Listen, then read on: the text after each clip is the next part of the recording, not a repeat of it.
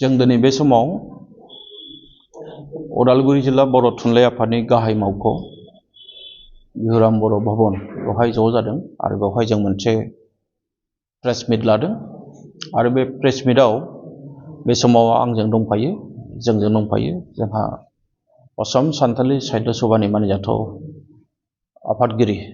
Shri Benjamin सरेन सार आरो बे हाबाफारियावनो जोंजों दंफायो जोंनि मानिजाथाव असम सानथालि साहित्य सभानि लेङाइ गाहाय नेहाथारि मानिजाथाव मुस्रि सिलभियास किस्कु बिथां आरो बेयावनो दङ जोंजों उदालगुरि जिल्ला बर' थुनलाइ आफादनि मानिजाथाव आफादगिरि मुस्रि फतेन्द्र बसुमतारी आरो लोगोसे दङ जोंहा दुलाराय बर' फरायसा आफाद उदालगुरि जिल्ला आफादनि मानिजाथाव मुस्रि कर्नेलियास दैमारि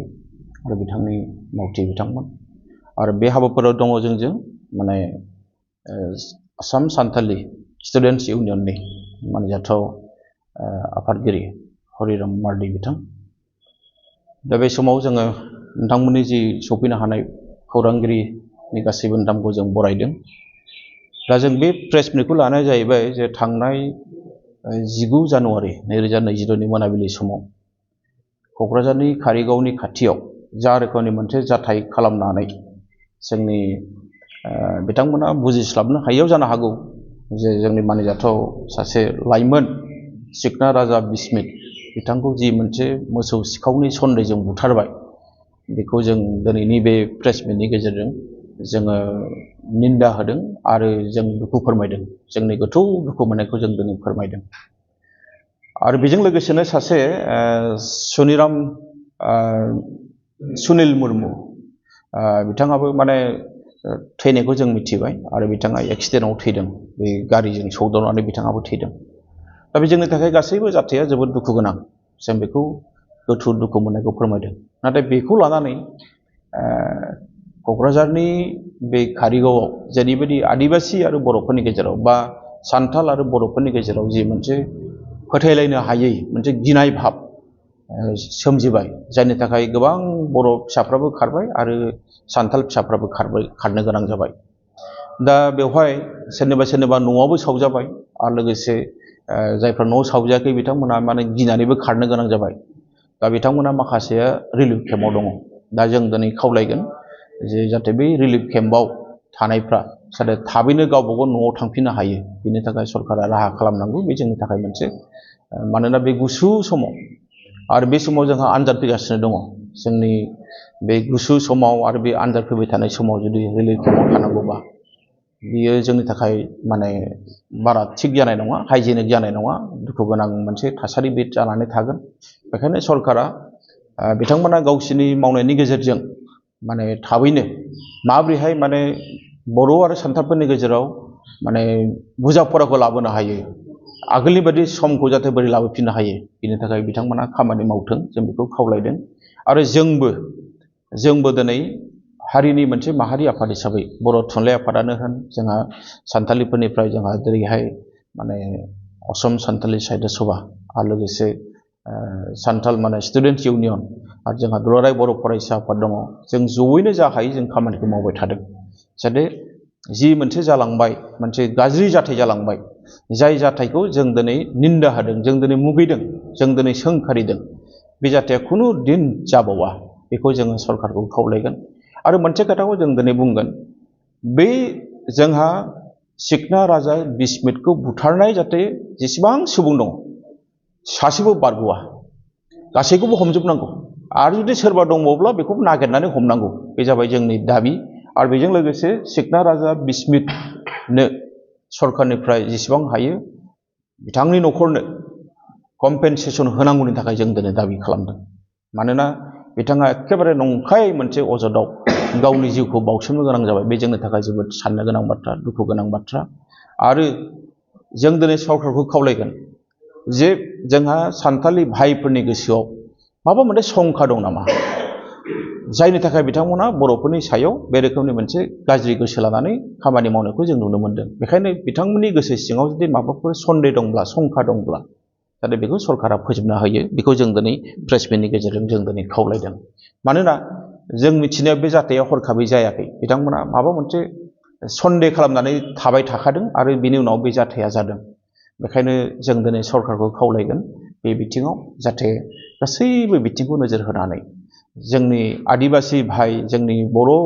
माने बिदा फंबाय बा जोंनि बर' फिसाफोरा जाहाथे आगोलनि जि मोनसे थासारि बेखौ जोङो मोनफिननानै जों ज' थालायनो हायो,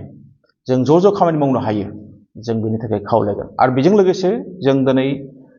उदालगुरि जिल्लानि जोंहा जिल्ला खुंथायखौ जों दिनै साबायखर बावगोन। दिनै बिथांमोना माने डिसि अफिसाव मोनसे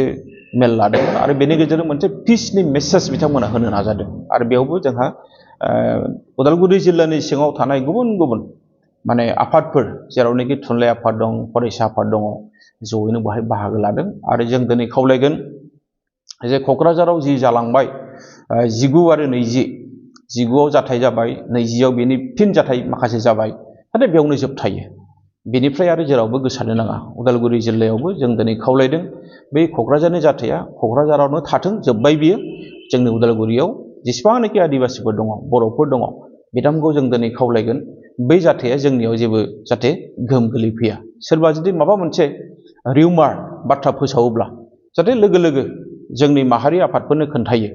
बर'फ्रा बर'फोरनो खोन्थागोन, आदिबासिफ्रा आदिबासिफोरनो खोन्थागोन। आरो जोंहा जिल्ला खुंथाय दङ, पुलिस खुंथाय दङ, जाहाथे बिथांमोना बे रिपर्टखौ थाबै होयो। आरो जोंनि गेजेराव जि मोनसे गोजोन थासारि फैबाय दिनै बिटिसिनि सिङाव, बिटिआरनि सिङाव, बे गोजोन थासारिखौ जों मालाबाबो खोमानो लुबैया। जोङो मिजिं दङ जे जोङो बिटिसिखौ जों मोनसे मोजां खुंथायनि गेजेरजों जों ज' थालायनानै जों खामानि मावनायनि मोनसे परिबेस जों लाबोनो हागोन, बेखौ जोंहा फोथायनाय दङ। आरो बेनि उनावहाय आं सारखौबो एसे बुंनो थाखाय बर'आव खावलायबाय। बर'आव थांनाय 19 जानुवारियाव मा जादोंमोन क'क्राझार कारिगाव खाथियाव जे जाबाय मोनसे माने आनएक्सपेक्टेबल मोनसे घटना जाबाय। आरो बे घटनायाव जोंनि बर' हारिनिफ्राय सासे गोमालांबाय। आरो बेबादि एक्सिडेन्टआवबो सुनिल मुर्मुआबो जिउआ गोमालांबाय। बे दुर्घटनाखौ जों गनायना होदों। आरो बेबादि घटनाफोर जाहाथे पुनर जाया, बेखौ जोङो आसाम सानथालि साहित्य सभानिफ्राय आर'ज होदों जोङो। आरो जों खोनानाय मथे रिलिफ केम्पआव मानसिफोरा थादों, बेखौ जाहाथे सरकारा बेबस्था लानानै मोनसे मज परिबेस लाबोनो हायो, बेखौबो जोङो खावलायदों सरकारनि। आरो जोंनि सानथालि साहित्य सभा भबन आरो डिस्ट्रिक्ट सानथालि साहित्य सभाखौ सोरबा दुष्कृतिकारिफोरा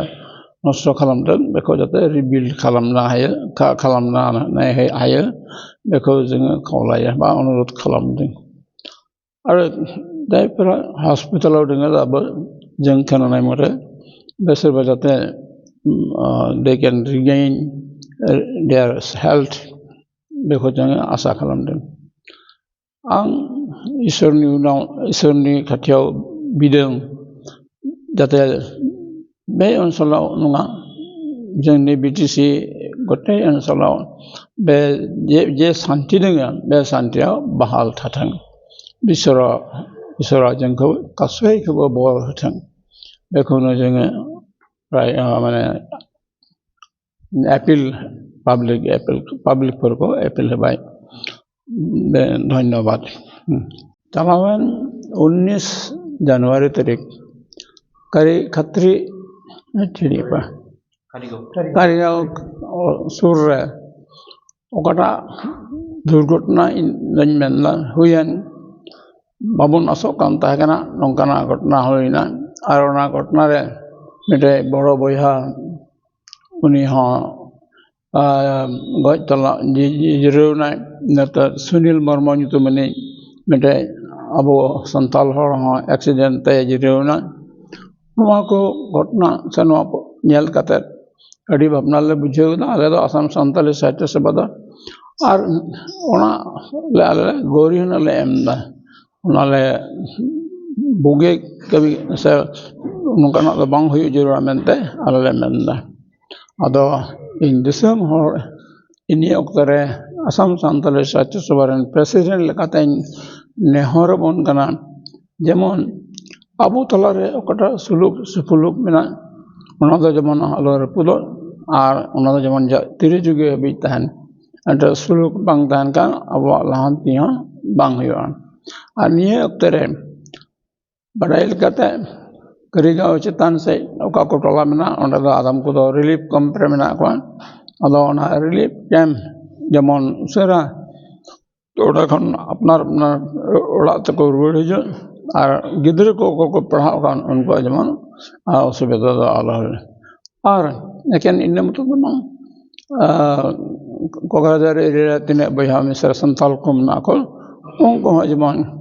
suluk arnerete सुविधा ताहे लगे सुविधा को ᱧᱟᱢᱮᱫᱮ ᱤᱧ ᱟᱥᱚᱜ ᱠᱟᱱᱟ आसाम सरकार नोवारे उचित तदंत हतावा और उचित तदंत हताव कते अखय को सरिगे दोषी कना को अखय को दोषी को रहावा सरकार आइन लेकते उनको तो जमान लेक लेकते उनको तो सजे को नाम और उनकाते जमान जतो हर तलारे सुलु होयो आले आसो suluk jemon joto tendire huyuk taban nenagi galmarau mujarar mana johar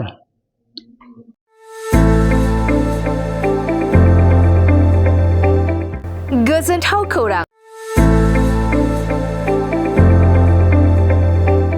Kokrajhar सहरनि साखाथियाव थानाय तितागुरि मानास पाब्लिक स्कुला लानानै फैदों गोजोनथाव खौरां